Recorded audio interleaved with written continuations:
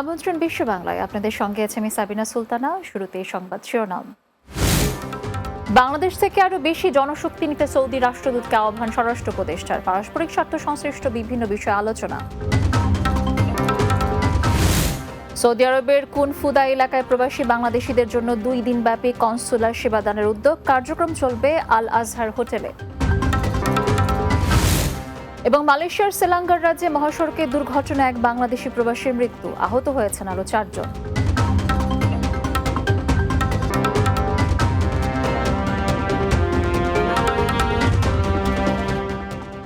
শুনছিলেন শিরোনাম, এবারে বিস্তারিত।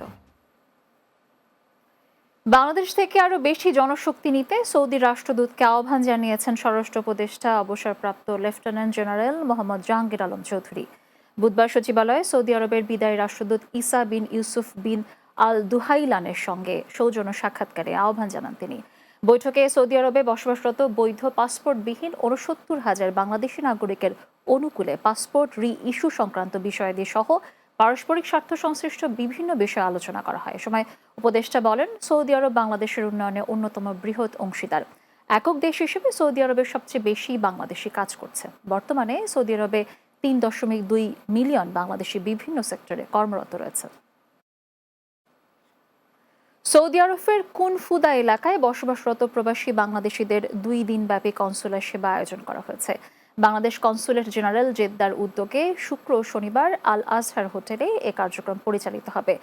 আভা প্রতিনিধি এম ইব্রাহিম খলিল জানান, প্রতিদিন সকাল 8টা থেকে বিকাল 5টা পর্যন্ত এই সেবা নিতে পারবেন আগ্রহী প্রবাসীরা। এর মধ্যে রয়েছে পাসপোর্টের আবেদন গ্রহণ, মেয়াদ উত্তীর্ণ ডিজিটাল পাসপোর্টের রি-ইস্যুর আবেদন গ্রহণ, ওয়েজ আর্নার্স কল্যাণ বোর্ডের সদস্য পদ নিবন্ধন, সোনালী ব্যাংকের অ্যাকাউন্ট খোলা ও প্রবাসী কার্ড বিতরণ, পাসপোর্ট ডেলিভারি এবং ট্রাভেল পারমিট প্রদান সহ প্রবাসীদের বিভিন্ন সমস্যা সমাধানে আইনি সহায়তা প্রদান। এর জন্য প্রত্যেক প্রবাসীকে জাতীয় পরিচয়পত্র বা জন্ম নিবন্ধনের ফটোকপি সাথে রাখার অনুরোধ জানিয়েছে কনসুলেট জেনারেল। মালয়েশিয়ার সেলাঙ্গার রাজ্যে সড়ক দুর্ঘটনায় এক বাংলাদেশি নিহত হয়েছেন। এ ঘটনায় গুরুতর আহত হয়েছেন আরও 4 জন। মঙ্গলবার দুপুরে হুলু সেলাঙ্গর জেলার মহাসড়কে এ দুর্ঘটনা ঘটে। এক বিবৃতিতে এ তথ্য জানিয়েছেন সেলাঙ্গর ফায়ার অ্যান্ড রেস্কিউ ডিপার্টমেন্টের অপারেশন ডিভিশনের সহকারী পরিচালক আহমদ মুখলিস মুক্তার। তিনি বলেন, একটি ট্রেলার, একটি 3 টনের লরি ও একটি টয়োটা গাড়ির মধ্যে ত্রিমুখী সংঘর্ষ হয়। এতে লরিতে থাকা এক বাংলাদেশি ঘটনাস্থলেই মারা যান। তবে নিহত বাংলাদেশির নাম পরিচয় তাৎক্ষণিক প্রকাশ না করলেও তার বয়স আনুমানিক 30 বছর হবে বলে জানিয়েছে কর্তৃপক্ষ।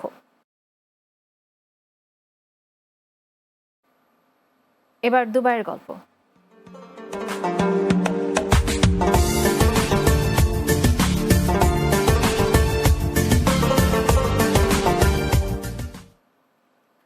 আমিরাতে রেমিটেন্স যোদ্ধাদের কষ্টার্জিত অর্থের সিংহভাগই চলে যায় সেখানে বাড়ি ভাড়া দিতে। তাই প্রবাসীদের জন্য স্বল্প ব্যয় স্থায়ী বাসস্থান তৈরির সুযোগ দিয়েছে দেশটির সরকার। কিন্তু সঠিক দিক নির্দেশনার অভাবেই সেই সুযোগও নিতে পারেন না অনেক প্রবাসী। আর সেই সকল প্রবাসীদের সেবায় কাজ করছেন বাংলাদেশি মালিকানাধীন প্রতিষ্ঠান Mehraj investment group of companies. Dubai প্রতিনিধি শেখ ফয়সাল সিদ্দিকী ববের তথ্যচিত্রে জানাচ্ছেন সর্দার রাজীব। 2000 সালে ব্যবসা করার উদ্দেশ্যে সংযুক্ত আরব আমিরাতে পাড়ি জমান চট্টগ্রামের সীতাকুণ্ড থানার আলহাজ ডক্টর সালামতুল্লাহর ছেলে মোহাম্মদ নাজমুল করিম। আমিরাতে কর্মজীবনে নানা চড়াই উতরাই পেরিয়ে বর্তমানে তিনি Mehraj investment real estate, Al Souba building maintenance LLC ও আল দাসমা সেন্ট অ্যান্ড ইলেকট্রিক সহ 5টি প্রতিষ্ঠান সম্মিলিত মেহরাজ ইনভেস্টমেন্ট গ্রুপ অব কোম্পানিজের সফল স্বত্বাধিকারী। তার প্রতিষ্ঠানে কর্মসংস্থান হয়েছে অন্তত অর্ধশত বাংলাদেশি প্রবাসীর। 2010 সালে এসে আমি প্রায় 4টা-5টা লাইসেন্স চালু করছি। আল দাসমা ইলেকট্রিক্যাল শপ, আল সব্বা বিল্ডিং ম্যাটেরিয়াল এলএলসি, আল মরওয়ান শপ এবং কি Mehraj investment real estate. Mehraj group of কোম্পানির চেয়ারম্যানের দায়িত্বে আছি আমি। আমার কোম্পানিতে প্রায় 40-45 জন লোক কাজ করে। গত কয়েক বছর ধরে আমিরাতের নির্দিষ্ট কিছু এলাকায় প্রবাসীদের জন্য স্থায়ী বাসস্থান তৈরির সুযোগ দিয়েছে দেশটির সরকার। সেই সুযোগ কাজে লাগিয়ে মাসিক কিস্তিতে প্রবাসী বাংলাদেশিদের স্থায়ী বাসস্থান তৈরির সুবিধা দিচ্ছে মেহরাজ ইনভেস্টমেন্ট রিয়েল এস্টেট। আমাদের এখন বর্তমান মেইন কাজ হলো সবাই ক্যাশ টাকা দিয়ে কোনো কিছু করতে পারে না। আমরা ইনস্টলমেন্ট দিয়া ওনাদেরকে কোনো ব্যক্তি ফ্ল্যাট চাইলো ওনাকে ফ্ল্যাট দিই, এবং কোনো ব্যক্তি ল্যান্ড চাইলো ল্যান্ড যদি চেয়ে থাকে তাদেরকে ল্যান্ড দিই আমরা ইনস্টলমেন্টের ভিতরে। আলহামদুলিল্লাহ আমাদের ব্যবসা আল্লাহর অশেষ রহমতে সবাই দোয়ায় ভালো চলতেছে। তো আপনারা যারা দুবাইতে আছেন ঘর নেওয়ার জন্য এবং কি ল্যান্ড নেওয়ার জন্য, যে কোনো বিজনেস করার জন্য আমাদের সাথে যোগাযোগ করতে পারেন। আমিরাতে সফলতার সাথে ব্যবসা পরিচালনার পাশাপাশি বাবার নামে তৈরি আলহাজ ডক্টর সালামতুল্লাহ ফাউন্ডেশনের মাধ্যমে দেশে ও প্রবাসে বিভিন্ন সামাজিক উন্নয়নমূলক কাজেও ভূমিকা রাখছেন সফল রেমিটেন্স যোদ্ধা মোহাম্মদ নাজমুল করিম। সামাজিকভাবে যত ধরনের কাজ আছে এই ফাউন্ডেশনের মাধ্যমে আমরা মানুষকে সহযোগিতা বলেন, সাহায্য বলেন, এইভাবে আমরা সহযোগিতার হাত বাড়িয়ে দিই। Sardar Rajib, Bangla TV, news desk. বিশ্ব বাংলার এই পর্যায়ে নিচ্ছে ছোট্ট একটি বিরতি। ফিরে আসার পর অন্যান্য সংবাদের সাথে আরও যা থাকছে। ইতালির সিসিলিতে 2 যুগেরও বেশি সময় বাঙালিদের বসবাস। প্রজন্মের মাঝে দেশীয় সংস্কৃতি ছড়িয়ে দিতে প্রতিষ্ঠিত হলো বাংলা কালচারাল স্কুল।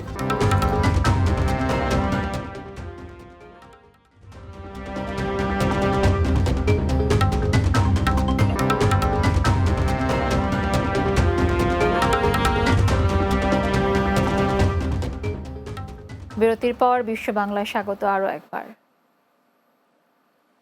ইতালির সব থেকে বড় দ্বীপ সিসিলি। বর্তমানে সেখানে বিপুল সংখ্যক প্রবাসী বাংলাদেশিরা বসবাস করছেন।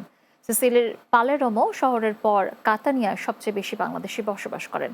প্রায় 2 যুগেরও বেশি সময় এই শহরটিতে বসবাস করে আসছেন বাঙালিরা। বাংলা সংস্কৃতি ও শিক্ষা বাংলাদেশি শিশু কিশোরদের মাঝে ছড়িয়ে দিতে সম্প্রতি বাংলা কালচারাল স্কুল প্রতিষ্ঠা করা হয়েছে। ইতালির সিসিলি প্রতিনিধি ইরান শিকদারের প্রতিবেদনে বিস্তারিত। ইতালির কাতানিয়ায় পরিবার পরিজন নিয়ে বসবাস করছেন অনেক বাংলাদেশি। শহরটিতে ধীরে ধীরে বাঙালিদের বসবাসে একটি শক্তিশালী কমিউনিটি তৈরি হয়েছে। বিদেশে পরিবার নিয়ে থাকায় নতুন প্রজন্মের শিশু কিশোররা দেশের ভাষা ও সংস্কৃতি থেকে দূরে চলে যাচ্ছিল। তাই সম্প্রতি বাংলাদেশি কমিউনিটির উদ্যোগে বাংলা কালচারাল স্কুল প্রতিষ্ঠা করা হয়েছে। আস্তে আস্তে একটু বলে নেওয়া লাগবে, কিন্তু সময় থাকবে একটা বছর। সপ্তাহে 5 দিন অভিজ্ঞ শিক্ষক দ্বারা বাংলা ও ইংরেজির পাশাপাশি আরবি শিক্ষা দিচ্ছে প্রতিষ্ঠানটি। বাঙালি কমিউনিটি আমাদের নিজেদের শিক্ষা প্রতিষ্ঠান নাই। আমরা চাচ্ছি আমাদের বাচ্চাগুলো যেন আমাদের কালচারের সাথে পরিচিত হতে পারে। স্কুলে বাংলা, অঙ্ক, ইংরেজি এর পাশাপাশি ধর্মীয় একটা সাবজেক্ট রাখা হয়েছে, যাতে করে বাচ্চারা ধর্মীয় অনুভূতি, ধর্মীয় ইসলামিক কালচারাল হিসেবেও কিছু একটা ধারণা পায়। এমন উদ্যোগে খুশি অভিভাবকরা। আমরা যেহেতু প্রবাসে থাকি, বাংলা পড়াটা হচ্ছে না আমাদের, তো প্রাতিষ্ঠানিক পড়াটা যেহেতু আপনার দরকার, ওইটাও হবে এবং স্কুলে দিচ্ছি এখানে আরবিটাও করাবে। আমার বাচ্চার ইতালিয়ানের পাশাপাশি বাংলার পাশাপাশি আরবি বা ধর্মীয় শিক্ষা সব শিক্ষা করতে চাচ্ছি। দীর্ঘদিনের প্রচেষ্টায় স্কুল প্রতিষ্ঠা করতে পেরে খুশি কমিউনিটি ব্যক্তিরা। আপনারা কাতানিয়ার যারা বাচ্চার অভিভাবক আছেন, আপনাদেরকে অনুরোধ করছি আপনারা আসেন, আপনার বাচ্চাকে সুশিক্ষায় শিক্ষিত করেন। আমাদের এখানে অভিজ্ঞ শিক্ষক আছে। আসলে আজকে আমরা অনেক আনন্দিত। আমাদের মনে অনেক আশা ছিল শুরু থেকে আমাদের বাংলা কমিউনিটি থেকে যে আমরা এখানে একটা বাংলা স্কুল করব। আমাদের বাচ্চারা ইতালিয়ান ভাষার পাশাপাশি যাতে বাংলা ভাষা, বাংলা কালচার এবং আমাদের যে বাংলার যে ঐতিহ্য, এই সব কিছু মিলে এই শিক্ষাগুলো গ্রহণ করার জন্য আমাদের এই উদ্যোগ। তারা কিভাবে বাংলা পড়তে শিখছে এবং বাংলা কালচারের সাথে পরিচিত হতে পারে, যে ভবিষ্যতে তারা কখনো যাতে বাংলার জন্য কোথাও যে লজ্জিত না হয়। অনেক বাচ্চা আছে যারা লিখতে পারে না বা পড়তে পারে না, আমরা জানতে পারছি। তো এই সমস্যার সমাধান অবশ্যই আমরা করবো। 18 বছরের লাইফে এই কাতানিয়াতে বসবাস করি, কিন্তু এত সুন্দর একটা স্কুল হইতেছে, এর জন্য আমি অনেক আনন্দিত। বাঙালি সংস্কৃতি ছড়িয়ে যাক বিশ্বের বুকে। এই বাংলা সংস্কৃতি ধারণ করে প্রবাসী অধ্যুষিত যে বাংলাদেশিরা রয়েছেন, তারা বিশ্বের বুকে মাথা উঁচু করে দাঁড়াবে এমনটা প্রত্যাশা করছেন ইতালির প্রবাসী বাংলাদেশি অভিভাবকবৃন্দ। Iran Shikder, Bangla TV, Sicily, Italy. আগামী 4 মে সিলেট টাউন ক্লাব ইউকের উদ্যোগে প্রথমবারের মতো বার্মিংহামে অনুষ্ঠিত হতে যাচ্ছে যুক্তরাজ্য প্রবাসী সিলেটবাসীর মিলন মেলা। সম্প্রতি বার্মিংহামের স্মল হিথের পূর্বানাট হলে আয়োজিত এক মত বিনিময় সভা থেকে এই তথ্য জানানো হয়। বার্মিংহাম প্রতিনিধি সেলিম উদ্দিন জানান, শুরুতে আয়োজকদের পক্ষ থেকে জেপতিক রাজীব হক সংগঠনের উদ্দেশ্য ও মিলন মেলা অনুষ্ঠানের বিভিন্ন দিক তুলে ধরেন। পরে বক্তব্য রাখেন বার্মিংহাম বাংলা প্রেস ক্লাবের প্রধান উপদেষ্টা মোস্তফা চৌধুরী যুবরাজ, বার্মিংহাম বাংলাদেশি বিজনেস অ্যাসোসিয়েশনের সভাপতি আব্দুল মালিক পারভেজ, নাট্যকার মুরাদ খান, হোসেন আহমেদ, শাকিল আহমদ, ডাক্তার শামসুর চৌধুরী, মোহাম্মদ মোস্তফা লিমন, সাইফুল ইসলাম শাহেদ, শরীফ রাজ্জাক, নজমুল আল বাব, কামাল আহমেদ ও আশফাক সহ অনেকে। এ সময় মিলন মেলায় অংশ নিতে ইচ্ছুক প্রবাসীদের আগামী 20 এপ্রিলের মধ্যে অনলাইনে রেজিস্ট্রেশন সম্পন্ন করতে অনুরোধ জানান আয়োজকেরা।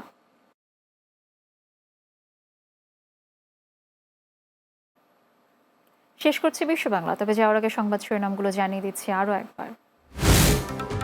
বাংলাদেশ থেকে আরও বেশি জনশক্তি নিতে সৌদি রাষ্ট্রদূতকে আহ্বান স্বরাষ্ট্র উপদেষ্টার। পারস্পরিক স্বার্থ সংশ্লিষ্ট বিভিন্ন বিষয়ে আলোচনা। সৌদি আরবের কুনফুদা এলাকায় প্রবাসী বাংলাদেশিদের জন্য 2 দিন ব্যাপী কনসুলার সেবাদানের উদ্যোগ, কার্যক্রম চলবে আল আজহার হোটেলে।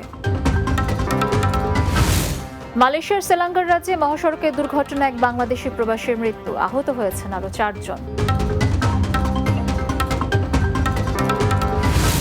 এবং ইতালির সিসিলিতে 2 যুগেরও বেশি সময় বাঙালিদের বসবাস, প্রজন্মের মাঝে দেশীয় সংস্কৃতি ছড়িয়ে দিতে প্রতিষ্ঠিত হল বাংলা কালচারাল স্কুল।